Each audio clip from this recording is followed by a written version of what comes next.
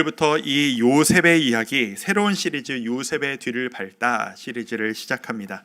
요셉의 이야기가 창세기에서도 꽤 긴 이야기여서 이 시리즈가 한 번에 끝까지 쭉 갈 수 있을 것이냐는 사실 잘 모르겠습니다. 한 번쯤 다른 시리즈로 갔다가 돌아올 수 있겠다라는 생각이 들기는 하는데, 이 요셉의 스토리 우리가 앞으로 밟아가기를 원합니다. 우리 교회를 개척하고 첫 설교 시리즈가 이삭의 뒤를 밟다였습니다. 기억하십니까? 우리가 분당 우리 교회에서 분립 개척을 할 때 우리가 받았던 메시지가 가보지 않았던 새로운 길을 주님이 보내셨기 때문에 거기에 순종하는 마음으로 나아갔던 아브라함, 우리가 아브라함같이 나아가자라는 마음으로 우리가 파송되었고 분립 개척을 시작했는데, 그 아브라함의 아들 된 이삭, 또 그 아들을 된 야곱, 그 발걸음을 이렇게 짚어가면서 사명자의 아들이었던, 그리고 자신들도 사명자가 되었던 이 이삭과 야곱이 어떤 삶을 살았는가를 우리는 시리즈를 통해서 지금까지 짚어왔습니다. 그 사명자의 삶이란 어떤 것이었는지, 하나님이 이 사람들을 통해서 하나님의 뜻을 이루신다는 것은 어떤 과정을 거쳤었는지, 그리고 이 사명자, 하나님의 부르심을 입었다라고 하는 사람들이 인간적으로 봤을 땐 얼마나 흠이 많고 우리와 똑같은 부족한 사람이었는지를 우리는 지금까지 찾아보고 알아보고 그렇게 왔습니다. 이제 요셉의 이야기입니다.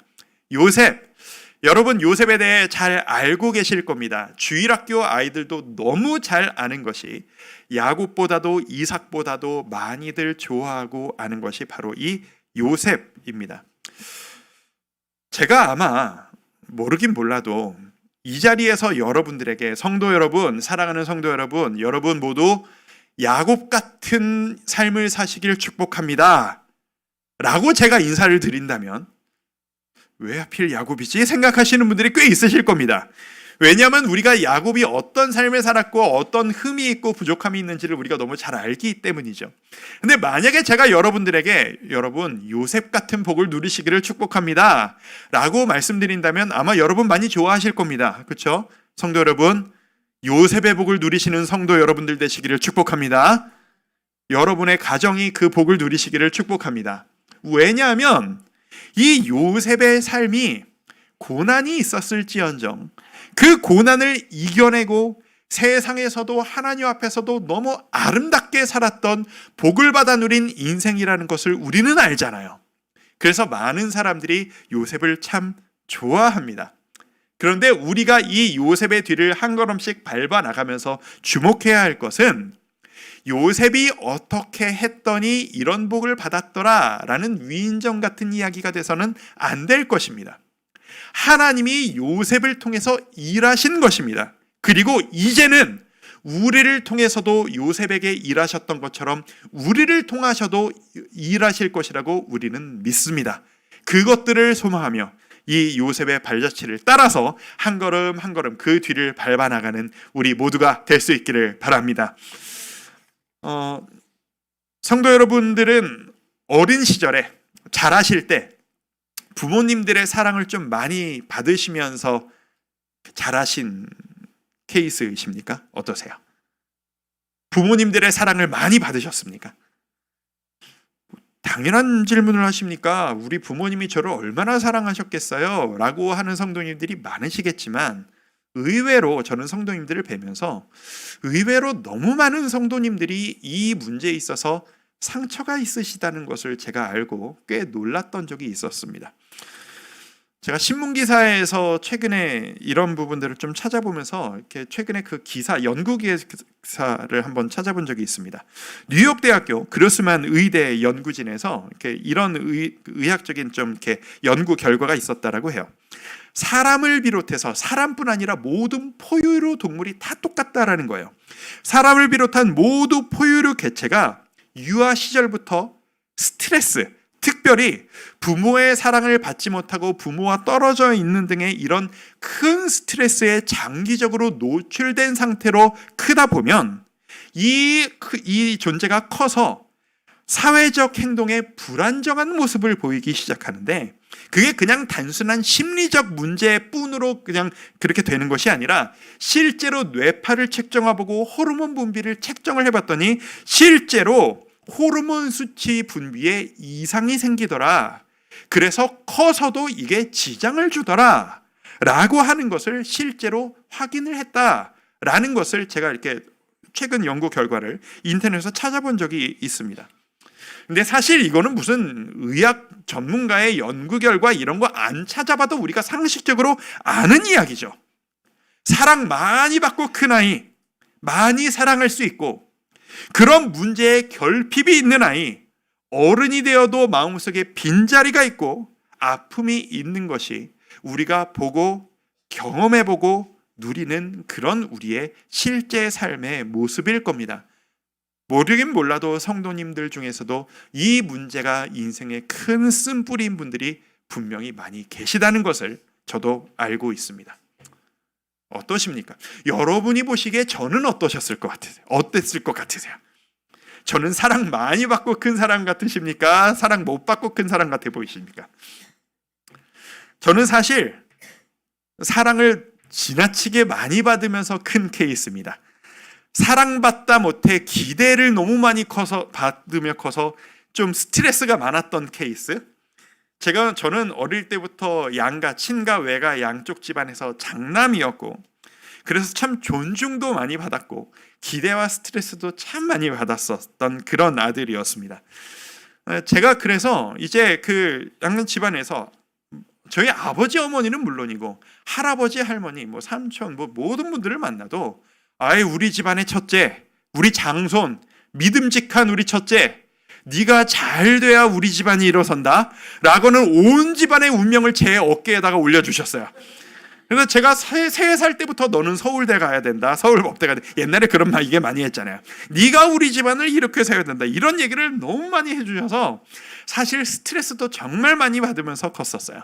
그런데 그런 스트레스보다 더 압도적으로 저에게 영향을 줬던 게 뭐냐 하면 장한 우리 아들, 믿음직한 우리 첫째, 잘할 수 있어, 해낼 수 있어 라고 인정해 주시는 그 온 가족들의 마음이 저에게 준 이 긍정적인 효과가 압도적으로 저에게 컸어요. 그래서 그런가 아직까지도 크는 모든 과정 가운데 저에게 그 근거 없는 자존감, 근거 없는 자신감이 좀 있어요. 그 근자감이라고 그래요, 애들이. 근자감이라고 근거 없는 자신감이 있는데 해낼 수 있어. 해내지 뭐. 해보지 뭐. 왜 그러는지를 모르겠는데 그냥 해보지 뭐라고는 자신감이 자꾸 저에게 생기는 거예요. 이게 걱정이 없다라는 얘기가 아니에요. 똑같이 걱정하고 똑같이 잠 못 자고 똑같이 초조한데 해보자. 해낼 수 있지 않을까? 어떻게 되겠지 뭐 라고 하는 이 자신감이, 능력에 대한 자신감이 어떻게 어릴 때 저에겐 좀 많이 있었던 것 같아요. 그게 다 어디서부터 왔다고 생각하느냐? 저를 사랑해 주신 부모님, 저희 친척들이 저에게 주신 선물이에요. 제가 이 얘기를 왜 하냐면 이런 마음으로 제가 요셉을, 이 성경을 보면서 요셉을 봤을 때 이 요셉에게서 그런 근거 없는 자신감의 모습이 종종 보여요.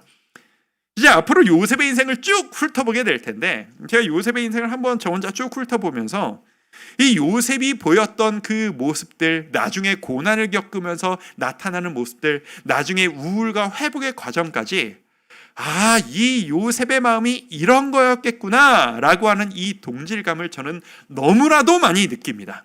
그리고 그 마음을 여러분들과 나누고 싶은 거예요. 근데 이 모습이, 사랑받는 이 요셉의 모습이 이 가족사, 아브라함, 이삭, 야곱, 그리고 이 요셉에까지 연결되는 이 가족사에서 좀 튀어요.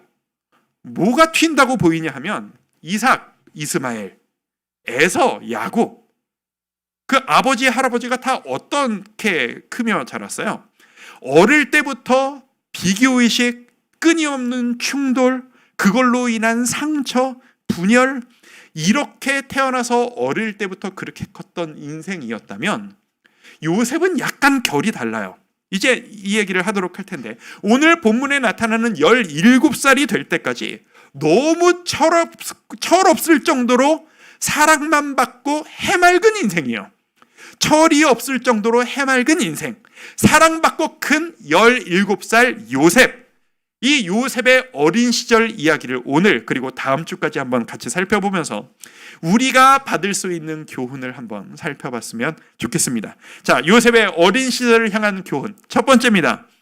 처음은 누구나 약하고 부족하다. 처음에는 누구나 약하고 부족하다라는 겁니다. 우리는 요셉이 어떤 인생을 살아갔는지를 많이 알고 있습니다. 그리고 나중에 요셉이 얼마나 큰 사람이 되는지는 우리가 모두 다 어느 정도는 알고 있습니다. 고난을 이겨내고 유혹을 이겨내고 억울한 중에도 하나님을 따라가며 하나님을 배반하지 않겠다는 그 기본 자세가 단단하게 흐트러지지 않게 있고, 그리고 결국은 하나님 앞에서도 세상 사람들 앞에서도 우뚝 서서 인정받는 유능한 일꾼, 그게 바로 이 요셉의 완성된 모습입니다. 우리나라에서 옛말에 이런 말이 있어요. 될성 부른 사람은 떡잎부터 알아본다, 뭐 이런 말이 있죠. 무슨 뜻입니까?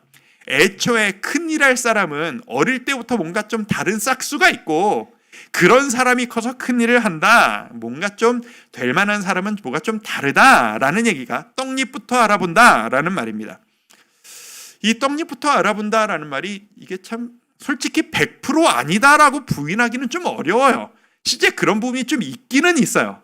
근데 제 마음에 이 말에 100% 동의하고 싶지도 않아요. 왜냐하면 저는 하나님을 믿거든요. 하나님이 일하시는 방법을 알거든요. 이 성경에 써 있는 수많은 인물들이 어떻게 이렇게 위대한 일을 할 수 있었는가, 그 과정에 어떤 일이 있었는가를 보면 볼수록 알게 되거든요. 시적은 비천하고 능력 없고 믿음 없고 가진 것이 하나도 없는, 자신감도 없는 인생이지만, 그 자신감 없는 약한 인생이 하나님이 내가 너를 통해서 일하겠다라고 선택하시고 그 하나님을 전심으로 따를 때 엄청난 변화와 엄청난 성장을 만들어내시는, 사람을 바꿔버리시는 하나님이심을 저는 믿기 때문입니다. 이 성경에 써 있는 수많은 인물들이 떡잎부터 알아본 인물들은 하나도 없어요. 다 변화되어지고 성장된 인물들이에요. 그 중에 가장 완벽한 샘플 중에 하나가 바로 이 요셉이라는 겁니다. 요셉이 떡잎부터 다른 사람이었나? 저는 그렇게 생각하지 않습니다. 특별한 아이가 아니었어요. 나중에는 총리가 되고 믿음으로 우뚝 서는 요셉, 17살, 우리 나이로 고등학생 나이입니다. 어떤 짓을 하고 돌아다니는지를 한번 보시죠. 자막을 한번 보시면서 2절 말씀입니다. 글자가 좀 많기는 한데 같이 한번 읽어보실까요? 요셉이 시작. 요셉이 17세의 소년으로서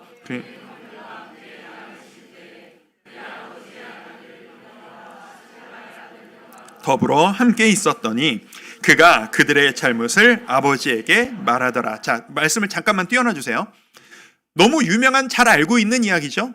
형들의 이야기를 아버지한테 갖다 일러 바치는 그런 약간 얄미운 모습. 근데 제가 이번에 발견한 게 하나가 있는데, 이 형들의 고자질을 하는 게 그냥 고자질을 하는 게 아니라 누구 형의 아들들에 대한 고자질을 했다라고 써 있어요. 누구에 대해서라고 돼 있죠? 자, 첫 번째 줄 맨 뒤에부터 보시면 그의 아버지의 아내들, 그 아버지의 아내, 그러니까 어머니가 지금 넷이잖아요. 이 가정사가 좀 복잡하잖아요. 아내들 중에 그 4명의 어머니들 중에 누구? 빌하와 실바, 그 두 어머니의 아들들과 있다가 그 아들들의 잘못을 아버지한테 일러바쳤다라는 이야기예요. 이것을 굳이 기록하신 이유가 있었겠죠. 하나님이 적어놓으신 이유가 있었겠죠. 빌하와 실바가 누구예요? 이 4 어머니들 중에서 이 요셉의 친어머니 라헬의 언니 레아 말고, 진짜 부인의 자격이 있는 2 어머니 말고 종으로 있다가 끼어 들어오듯 우리나라로 치면 첩같이 들어온 두 어머니가 바로 이 비라와 실바예요. 창세기 구석구석을 보면 이 가정에서, 야곱의 가정에서 비라와 실바는 정당한 아내의 권리를 다 받아 누려다기보다는 약간 그 나머지 두 아내들보다는 약간 아래 자리에서 그런 취급을 받고 있었다라는 정황이 여러 군데의 구석구석에 나타나요. 그리고 그 어머니들이 낳은 아들들도 그런 취급을 받고 있다는 정황이 많이 나와요. 이건 그런 이야기예요. 무슨 말입니까? 요셉이 지금 차별하는 사람이었다라는 이야기예요. 큰 어머니, 내 친어머니보다 먼저 아내의 자리를 차지한 그 아들들에게는 별말 못하지만 밑에 있는 우리 가정에서 낮은 취급받는 비라와 실바 그 어머니들의 아들들은 나보다 밑으로 보고 있는 거예요. 그래서 고자질을 하는 거예요. 이게 그냥 아빠 저 형이 나 때렸어 이런 얘기라거나 저 형 공부한다고 놓고 밑에 만화책 숨겨놓고 보고 있어 이런 고자질이 아닌 거예요. 나보다 밑으로 보고 차별을 하는 사람, 그게 바로 이 요셉의 청소년기였다라는 겁니다. 그것만이 아니에요. 또 하나가 있어요. 유명한 사건이죠. 꿈을 꿉니다. 자, 5절 6절을 제가 한번 읽어볼게요. 요셉이 꿈을 꾸고 자기 형들에게 말하매 그들이 그를 더욱 미워하였더라. 자, 6절. 요셉이 그들에게 이르되 청하건대 내가 꾼 꿈을 들으시오. 자, 형들이 기분 나빠하는데 내 꿈을 이야기를 해요. 자, 생각을 한번 해보세요. 17살 정도 먹었으면 눈치라는 게 좀 있어야 돼요. 그죠? 내가 이 말을 하면 나의 얘기를 듣는 사람의 표정이 어떤지를 좀 보면서 아, 이야기는 하면 안 되겠구나를 분별할 줄 알기 시작해야 되는 나이예요. 그런데 내가 아무리 사랑받고 응석바지로 커도 그렇지 형들이 지금 울그락불그락하고 있는데 그 앞에서 형들이 나한테 상징이지만 나한테 절을 하더라고. 형들이 나한테 짜증을 내요. 잔소리를 합니다. 너 그런 소리 하지 마. 그 정도 직접 들었으면 또 하지는 말아야 될 거 아니에요. 또 해요. 이제는 아버지 어머니의 상징까지 끼어들어서 아버지랑 어머니, 여기에서 어머니가 어떤 어머니겠어요? 지금 요셉의 친어머니는 돌아가신 상태예요. 여기서 어머니는 레아, 큰 어머니를 얘기하는 거예요. 모든 가족이 나한테 절을 하던데 이게 오냐 하다 보니까 철도 없고 아무리 질풍노도의 청소년이라 해도 평소의 삶의 태도가 그냥 드러나는 거예요. 이게 내가 원한다는 게 아니잖아. 내가 그냥 꿈을 꾼 거라니까. 하나님이 나한테 꿈을 꾸게 해주셨어. 그러니까 좀 잘 좀 해봐. 사인을 자꾸 버리는 거죠. 타인의 감정이란 아랑곳하지 않은 나는 내가 잘하고 있는데 뭐. 오늘 설교 제목을 제가 뭐라고 지었어요? 난 상처를 주란 것이 아닙니다. 이게 단적으로 요셉의 어린 철없는 어린 시절을 표현하는 전 말이 아닐까라고 저는 생각해요. 요셉 같은 애가 제 옆에 있었으면 한 대 줘 박을 것 같아요. 너는 17이나 먹어가지고 눈치가 없냐 애가. 그런데 이 쥐어받고 싶은 철없는 이 아이가 고난을 통해 다져지고 다듬어지며 세워져서 우리가 아는 바로 그 요셉으로 바뀌어가는 과정인 겁니다. 그리고 바뀐 것도 모자라 내 가족을 살리고 주위 애국뿐 아니라 모든 나라가 굶어 죽지 않고 살아나게 만드는 엄청난 역할을 하는 사람으로 변하는 그 과정, 그게 바로 이 요셉의 이야기라는 거죠. 성도 여러분, 저는 그렇게 믿습니다. 하나님께 쓰임받는 사람은 떡잎부터 정해져 있는 게 아니라고 저는 믿습니다. 여러분 모두가, 우리 모두가 거기에 해당된다라고 믿습니다. 이 철없는 아이를 변화시켜 일꾼으로 쓰신 하나님, 부족한 자도 들어 쓰시는 하나님이십니다. 그렇다면 우리를 쓰지 않으실 이유가 무엇이시겠습니까? 여러분은 여러분 스스로를 어떻게 평가하십니까? 여러분은 여러분의 가족을 어떻게 평가하십니까? 여러분 스스로도 여러분의 자녀도, 여러분의 배우자도 성에 안 찬다고 얘는 떡잎부터 글러먹었어. 단정짓지 않으시기를 바랍니다. 하나님께 매달리십시오. 하나님께 맡기십시오. 변할 것이라 믿습니다. 우리 그 희망을 가지고 우리 옆에 분들에게, 가족분들도 계시죠? 이렇게 한번 축복해 볼까요? 더 크게 성장하실 거라 믿습니다. 축복 한번 하겠습니다. 시작. 더 크게 성장하실 거라 믿습니다. 나이와 상관없이, 경험과 상관없이 우리 모두 성장하는 우리 모두가 될 것이라 믿습니다. 하나님의 도구가 되시길 바랍니다. 자, 두 번째입니다. 관계에는 큰 노력이 필요하다라는 겁니다. 관계는 저절로 되는 관계란 없습니다. 노력이 필요합니다. 자, 지금 아버지의 편애로 인한 가족 간의 갈라짐이 생겼습니다. 아까 제가 서두에 말씀드린 사랑을 받지 못해서 스트레스와 뒤틀림이 생긴 그 모습, 그게 바로 요셉을 뺀 그 형들의 모습이었습니다. 솔직히 저도 아빠 된 자로서, 아들과 딸의 아빠 된 자로서 솔직히 저는 이해가 잘 안 가요. 어떻게 자식들을 누구는 더 이뻐하고 누구는 덜 이뻐할 수 있지? 라고 하는 이 야곱의 심정이 사실 저는 이해가 도저히 안 가거든요. 여러분은 좀 이해가 가세요? 살다 보면 그런 일이 생기나요? 이게 저는 이해가 도저히 안 가요. 저를 꼭 빼닮아가지고 저의 그를 닮아서 너무 알겠는 제 아들이나 제 아내를 닮아서 도저히 이해가 안 가는 제 딸이나 너무 똑같이 이뻐요. 알아서 이쁘고 몰라서 이뻐요. 누구를 선택할 수가 없어요, 저는.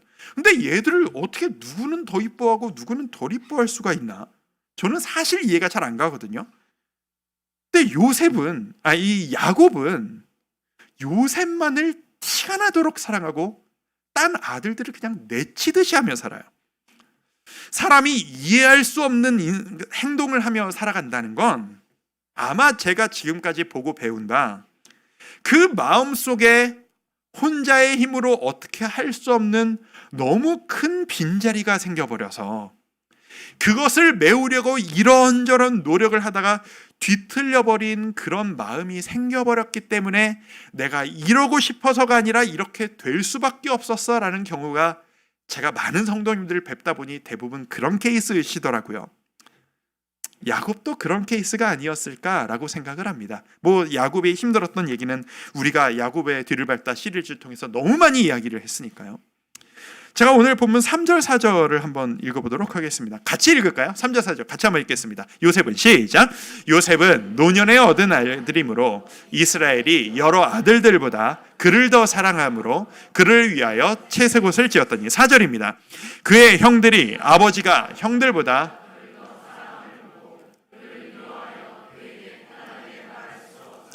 저 말을 보세요. 그를 미워하여 그에게 편안하게 말할 수 없었더라. 형들이 동생한테 말을 편하게 못하는 거예요. 왜? 이상한 말 했다가 형이 아버지한테 일를 거예요. 그리고 아버지가 보는 앞에서 요셉한테 함부로 하면 너 요셉한테 왜 그러냐? 아버지가 직접 혼을 내버리니까 벽이 생겨버리는 거죠. 왜 야곱이 요셉만을 그렇게 사랑했던 것일까? 성경에 보면 나이 많아 얻은 아들이므로 라고 이유를 설명하지만 저는 숨겨진 이유가 또 있을 거라고 생각합니다. 야곱이 아까 말씀드린 대로 아내가 넷이었는데 그 4명의 아내 중에 야곱이 진짜 원했던, 진짜 유일한 원했던 한 명의 아내가 누구였죠? 라헬입니다. 그리고 그 라헬이 낳은 첫째 아들이 누구예요? 요셉이에요. 야곱의 마음속에는 요셉을 바라볼 때마다 이제 이런 마음이 있지 않았을까라고 상상을 해봐요. 요셉아, 내가 원했던 진짜 아들은, 첫째 아들은 너야. 아빠가 진짜 바랬던 가족의 모습은 아빠랑 네 엄마 라헬이랑 너랑 네 동생 베냐민이랑 우리 네 가족이 내가 원래 꿈꾸던 진짜 내 가족이야. 그러니까 나에게는 네가 너무 소중한 거야. 라는 생각을 하고 있었던 것 아닐까? 라고 상상을 해봐요. 아마 크게 틀리지 않을 것 같은 생각이 들어요. 그런데 마음이 그럴 수는 있다고 쳐요. 100번 양보해서 그럴 수도 있다라고 쳐요. 그런 마음이 있어도 그걸 좀 속으로만 생각하지. 이걸 이렇게 티를 내나요? 가족들이 뻔히 다 보는데, 다른 아내들이 뻔히 다 보고 있는데, 당신만이 내 사랑하는 아내요, 너만이 내 사랑하는 아들이다, 옷까지 따로 지어 입히면서 특별히 사랑하면서 일도 덜 시키면서 그렇게 다 보는데 그렇게 티를 내면 딴 가족들은 뭐가 되는 거예요? 어떻게 할 수 없는 마음의 빈자리가 그냥 콱콱 박히는 겁니다. 그러면 그 요셉은 제대로 크나요? 사랑받으니까? 비틀려진 사랑을 받으면 비틀려지게 어그러진 이런 눈치 없는 아들이 되는 거예요. 맹목적인 사랑을 받으면. 6절 7절을 제가 한번 읽어드릴게요. 6절, 요셉이 그들에게 이르되 청하건대 내가 꾼 꿈을 들으시오. 아까 읽었던 내용이죠. 7절, 우리가 밭에서 곡식단을 묶더니 내 단은 일어서고 당신들, 형들에게죠, 당신들의 단은 내 단을 둘러서서 절하더이다. 저는 이 부분, 꿈을 얘기하는 이 요셉의 이 말을 보는데, 저는 이 모습이, 이 요셉의 어감이 신나서 얘기하는 모습같이 보여요. 자꾸 신나서 형들한테, 형들 내가 꿈을 꿨어, 진짜 신기한 얘기를 들었거든, 자 들어봐, 기분 나빠하지 말고 들으세요. 내가 하고 싶다라는 게 아니야, 꿈을 꿨다니까, 하나님이 나에게 꿈을 주셨다니까. 기분 나빠하지 말라고 신나서 얘기하는데 듣는 사람은 이를 박박 깔고 있어요. 어느 정도로? 저놈 팔아버리고 싶다, 죽여 없애버리고 싶다를 정도로 미워하고 있어요. 공감이 안 되는 거예요. 제가 성도님들을 뵙다 보면, 부교육 때부터 오랜 기간 성도님들의 가정을 뵙다 보면 안타깝게도 사실 꽤 많은 비율로 부부간의 갈등에 대한 상담을 하는 일들이 꽤 많이 있습니다. 그리고 그 갈등의 중심에는 항상 말이 안 통한다, 대화가 안 된다라는 이슈가 있습니다. 저도 제 부모님의 이혼 과정을 가운데서 연결고리를 하고 막 진짜 뭐 여러 경험을 해봤던 입장이어서, 그리고 수많은 성도님들의 그 비율, 이런 일들을 겪으니까 제 어머니 뻘들까지 부부 상담을 해드리게 되더라고요. 그게 다 이해가 가니까, 해봤으니까 제가 이게 되더라고요. 제가 수많은 성도님들의 이 부부 상담, 이 소통에 대한 고민을 제가 들으면서 제가 깨달은 게 하나가 있다 하면, 아무리 사랑했던 부부라도 상대방의 마음, 상대방의 감정을 헤아리고 이 사람이 힘들어하는 게 뭔지를 파악하고 공감하려는 노력, 그 노력을 안 한다면 다른 어떤 노력을 한다 하더라도 간격이 안 좁혀지더라라는 거예요. 제가 그거를 너무 간접적으로 경험을 많이 했어요. 저 사람과 도대체 말이 안 통해요 라고 하는 성도님들을 남편분을 따로 뵙고 아내분을 따로 뵈요. 근데 뵙다 보면 서로가 이 사람이 나한테 왜 화를 내는지를 이해들을 못하세요. 근데 내가 말을 하는 걸 왜 수용을 안 하는지를 이해를 못하세요. 왜 그런지 아세요? 내 머릿속에선 내가 옳거든요. 내가 옳으니까 저 사람이 나한테 맞추는 게 옳다라는 거예요.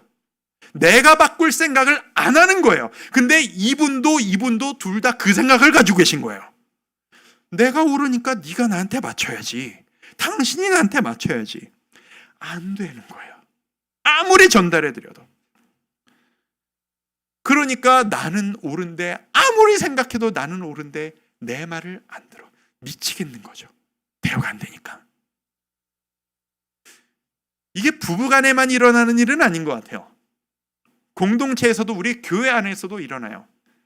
이게 누구한테 들었다, 누구의 이야기가 아니라 제가 혼자 소설 쓰는 거예요. 너무 많이 일어나는 일이라. 어떤 다락방에서 이런 일이 있다고 쳐요. 다락방에서 한 성도님이 지난주에 기도 제목을 놨는데 한 주 만에 기도 응답이 이루어졌다고 너무 기뻐서 막 간증한테 신나서 한참을 막 얘기하시는 거예요. 그 기쁘면서 기도 응답 받았다고 얘기를 하시는 걸 들으시면서 거기에서 들으시던 한 순원분은 마음이 아픈 거예요. 왜? 나도 똑같은 기도를 지금 몇 년째 하고 있는데 왜 하나님은 저분의 기도를 한 주 만에 들으시고 내 기도는 이렇게 안 들어주시지? 나를 안 사랑하시나? 물론 사랑하는 공동체이기 때문에 저분이 잘 되신 게 진심으로 기뻐요. 근데 내가 속상하고 섭섭한 거는 또 다른 문제잖아요.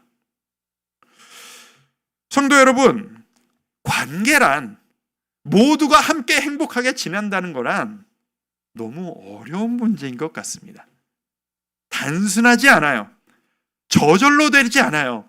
고려하고 노력해야 될 게 너무너무 많아요. 근데 그 과정 가운데 제가 분명한 것 한 가지 찾았는데요. 그게 뭐냐면 원래부터 좋은 관계란 없어요. 노력하지 않고 그냥 좋은 관계란 없어요. 깊어진 관계, 행복한 관계, 잘 통하는 관계일수록 누군가의 희생과 누군가의 뼈를 깎는, 맞춰주는 노력이 있다는 것을 여러분 꼭 기억하셨으면 좋겠습니다. 이거 전에도 제가 얼핏 얘기했던 적이 있었던 것 같은데, 이런 말씀을 드리면 난 별 노력, 저 목사님 우리 부부는 별 노력 안 했는데 지금 되게 잘 살고 있거든요 라고 생각하시는 분들 분명히 계시죠. 제가 비밀을 알려드릴게요. 여러분의 남편분이, 아내분이 여러분이 그것을 느끼시도록 하기 위해 뼈를 깎는 노력을 지금까지 해오신 거예요. 일부 예배 끝나고 한 부부를 뵀는데 얘기를 나누다가 말씀드리면서 당신 노력 많이 했어? 고마워. 난 몰랐네. 아닌데, 아는 그거를 어떻게 서로 있는데 내가 노력했어라고 말을 해요. 물어보셔도 아니라고 할 거예요. 근데 맞을 거예요. 너무 오래 노력했기 때문에 그게 노력인지도 스스로 잊으실 정도가 되셨을 거예요. 다락방도 마찬가지예요. 교회 만남도 마찬가지예요. 저 다락방 간 첫날부터 너무 좋았는데요. 우리 관계 너무 좋은데요? 라고 생각하시는 분들 계시죠? 그게 왜 그렇게 될 수 있었는지 아세요?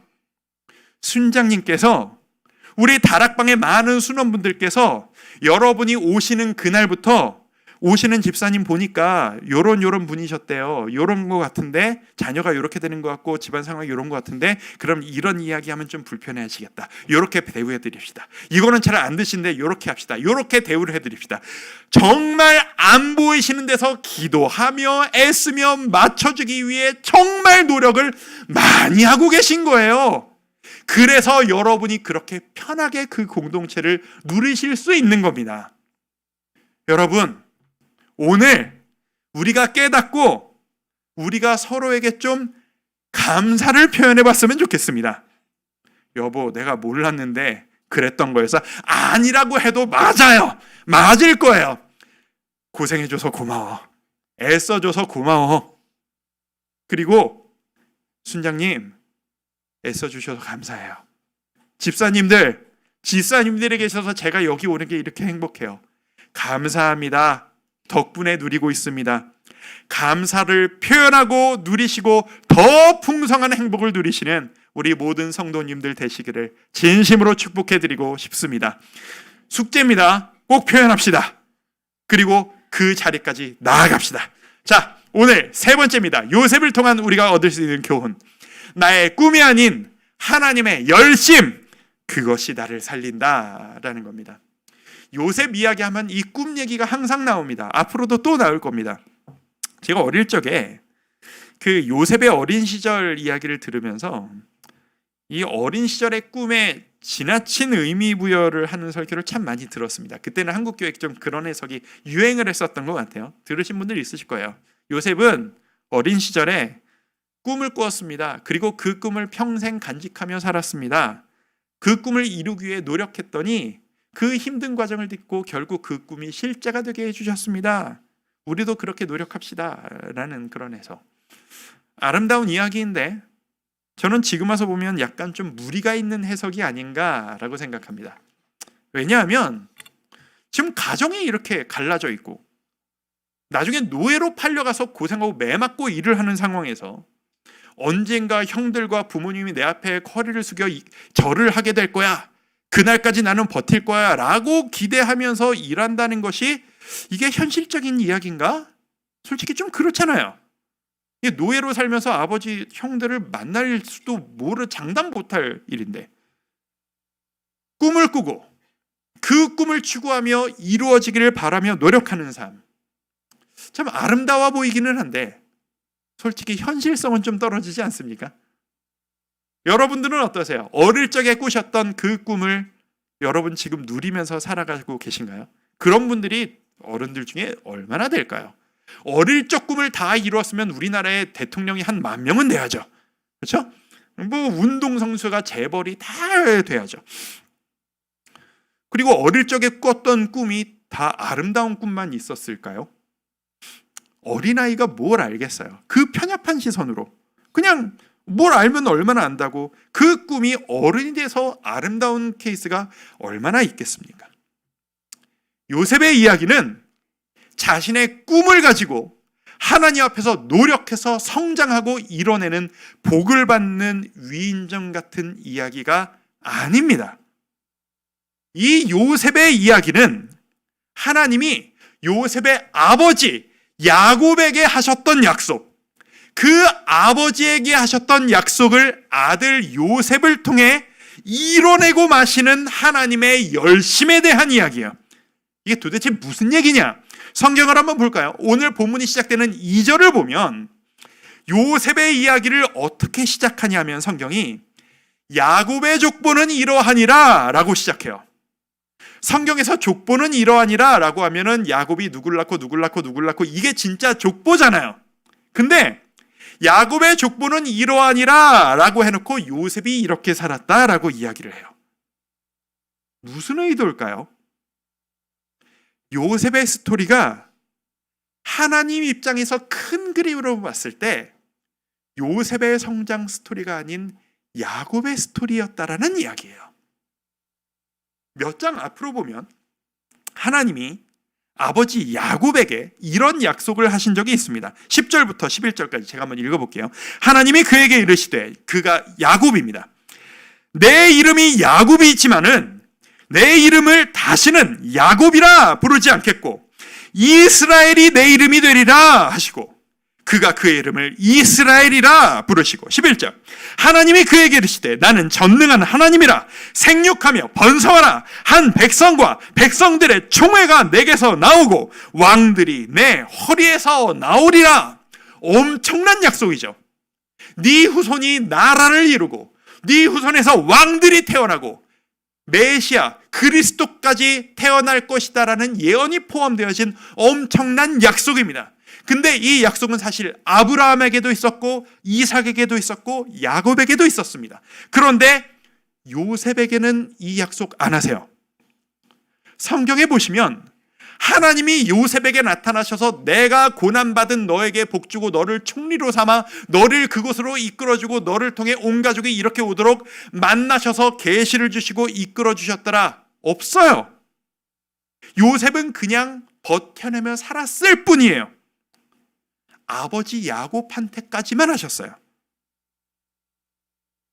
하나님은 야곱에게 하셨던 이 엄청난 약속을 그의 아들 요셉을 통하여 흠도 많고 자기밖에 모르던 이 철없는 17살 이 아들로부터 시작해서 온 가족들을 애굽으로 이동시켜 주시고, 그래서 하나님이 약속하셨던 대로 이 안정적이고 보호받을 수 있는 환경, 먹을 것이 끊이지 않는 이 최고의 환경들 가운데 안정적으로 아이를 낳고 번성하며 온 12아들이 12지파를 이루고 그 아들, 딸들이 아버지 야곱의 이름으로 이스라엘의 이름으로 나라를 이루어 번성해지는 야곱에게 하셨던 그 약속을 이루어 나가시는 이야기, 하나님의 열심을 이루시는 그 이야기가 바로 이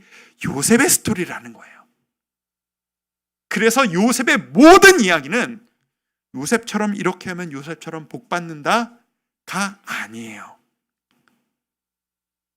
하나님은 이 부족한 자를 통해서도 약속을 끝내 이뤄내시고 만다. 철이 없어도 형이 동생을 팔아버리는 말도 안 되는 짓을 저질러도, 말도 안 되는 모함을 받아도, 억울해 죽을 것 같아도, 감옥까지 밑바닥으로 떨어져도 하나님은 그걸 사용하셔서 하나님의 약속을 이뤄내고 마신다. 그게 바로 앞으로 우리가 밟아나갈 요셉의 스토리라는 것입니다. 우리는 앞으로 한 주 한 주 그 과정을 밟아나갈 것입니다. 성도 여러분, 하나님의 계획은 사람의 꿈을 뛰어넘습니다. 내가 아무리 꿈꾸고 내가 아무리 계획해도 한계가 있습니다. 지금까지 여러분이 살아오셨던 여러분의 삶, 여러분의 가정, 지금까지의 여러분의 그 힘드셨던 모든 과정들 어떠셨는지 다 알 수 없으나, 야곱같이 갈라진 가정이라 할지라도, 모든 가족들이 상처를 입고 마음에 생채기가 있는 가정이라 할지라도, 철이 없고 아무것도 모르는 그런 인생이라 할지라도, 그런 인생, 내 힘으로 내가 꿈꾸고 우리 가족 회복시켜내고 말겠습니다. 내가 내 능력을 아는데, 내가 내 한 사람의 마음 하나도 컨트롤하지 못하는 연약한 나인데, 유튜브 보다가 넷플릭스 보다가도 이거 못 끊어서 컨트롤도 못하는 내가 내 자식을 어떻게 바꾸며 내 남편을 어떻게 바꾸고 내 부모님을 어떻게 바꾼다는 말입니까? 우리는 한계가 있습니다. 하나님께 맡깁시다. 요셉의 이야기를 통해서 우리가 그 자세를 한번 배워갔으면 좋겠습니다. 주님께 온전히 맡겨드리고, 주님, 저는 안 됩니다. 저는 그 능력이 없습니다.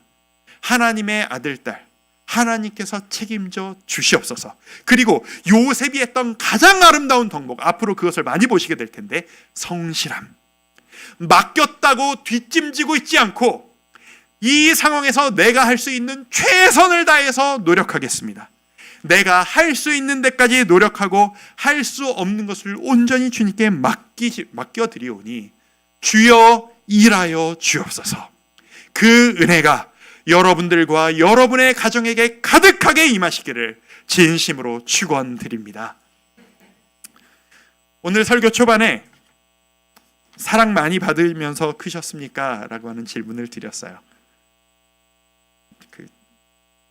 많이들 찾아보시는 그 오은영 박사, 이렇게 저도 이렇게 많이 찾아보거든요. 어떻게 이렇게 답을 잘 줄까? 저런 공부 한번 할 수 있었으면 좋겠다 생각이 들 정도로 저도 참 많이 보고 있습니다.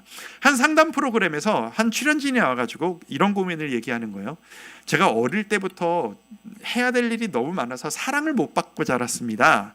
그래서 마음속에 채워지지 않는 결핍이 있어요. 부모님께 사랑 표현을 많이 못 들었어요. 라고 하면서 이렇게 힘들어하는 출연진이 나온 거예요.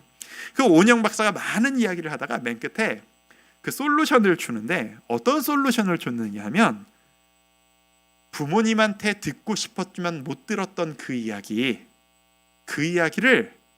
직접 스스로에게 해주세요 라는 솔루션을 주더라고요. 그게 의미가 있다라는 거예요, 정신적으로도. 그래서 이 오은영 박사가 이 출연진한테 무슨 얘기를 듣고 싶으세요? 묻고, 오은영 박사가 그 출연진한테, 우리 딸 수고했어, 수고 많았어. 이 출연진 막 펑펑 우는 거예요. 이게 마음에 한이 되니까. 그리고 스스로에게 그 얘기를 많이 해주라고 그러더라고요. 제가 그걸 보면서 이런 생각이 들었어요. 내가 사랑을 받았던 못 받았던, 여러분이 사랑을 많이 받으셨는지 못 받으셨는지, 여러분 마음에 어떤 빈자리가 있는지 저는 모르겠으나, 분명한 것 한 가지는 뭐냐면, 하나님은 여러분을 끝없이 사랑하셨어요. 여러분이 태어나시기 전부터 지금까지 여러분을 단 한순간도 빼놓지 않고 죽기보다 사랑하셨어요. 죽을 만큼 실제로 죽으셨잖아요. 근데 내가 아버지에 대해서 귀를 닫고 아버지에 대해서 눈을 가렸어요. 이게 마치 우리마 들리냐? 우리마 해도 못 듣는 척하는 것처럼, 우리가 아버지에 대해 귀를 닫고 세상을 향해 귀를 열고, 아버지를 향해 눈을 닫고 세상을 향해서 눈을 뜨고 있으니까, 아버지는 우리를 계속 사랑하셨는데 하나님이 언제 날 사랑하셨다고, 하나님이 나에게 언제 사랑을 주셨다고 착각하며 살아온 게 우리의 인생 아닌가라는 생각이 제가 드는 거예요.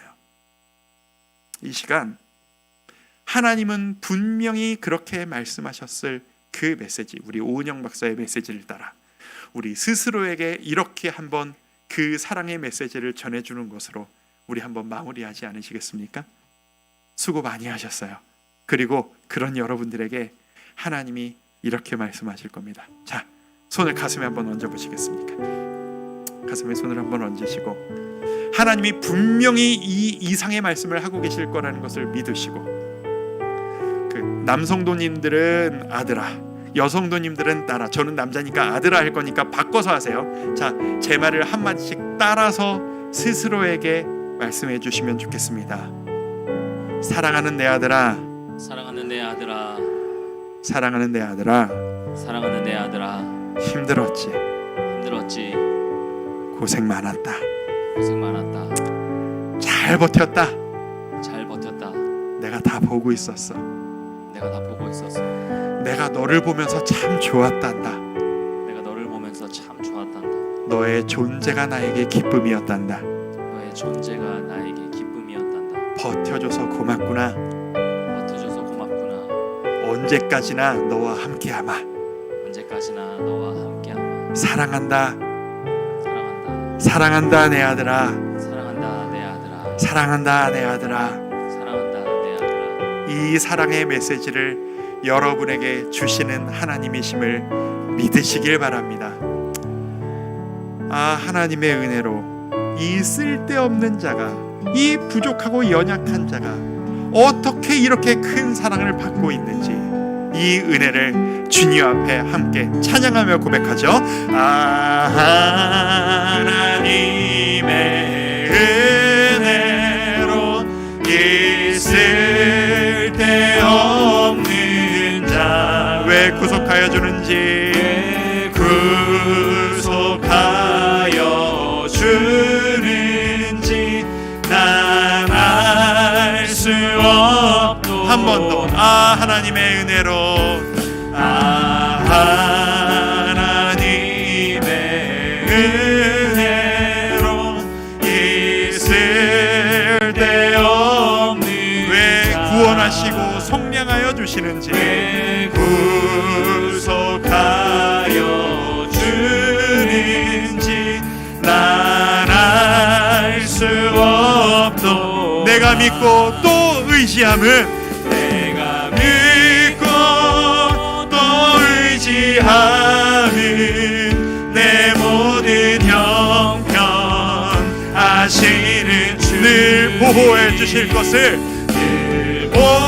보호해 주실 것을 나는 확실히. 우리 2절 찬양합니다. 왜 내게 굳센 믿음과, 왜 내게 굳센 믿음과 또 복음 주.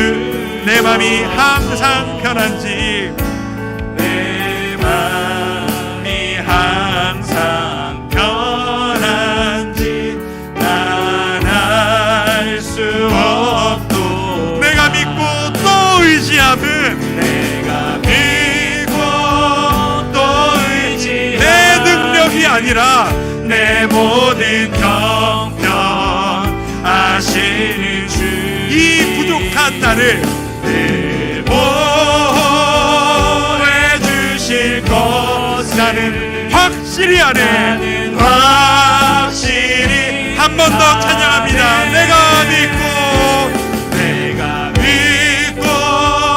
또 의지하는 내 모든 형편 아시는 주.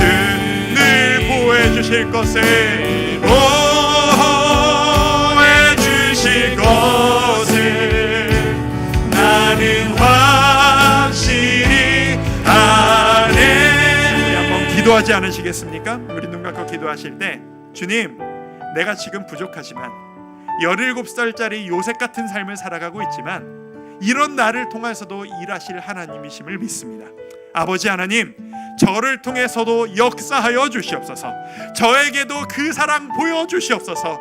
지금은 부족하고 연약하지만 이 부족한 나를 통해서 하나님 일하신다는 사실을 내가 발견하고 누리게 하여 주시옵소서. 나를 위하여, 우리 가정을 위하여 함께 축복하며 기도하도록 하겠습니다. 기도합니다. 아버지 하나님, 우리 가정을, 내 자신을, 우리의 존재를 사랑하시는 주님이심을 믿습니다. 이 연약한 요셉을 사랑하시고 하나님의 약속을 이루시는 도구로 삼으셨던 것처럼 우리 모든 성도님들의 삶이, 우리 모든 자녀들과 가족들의 삶이 그 성장을 이뤄나가고 그 빈자리에 상처가 메워지며 회복되어지고 기쁨으로 성장하는 그 한 걸음 한 걸음이 되어지기를 소망합니다. 아버지 하나님,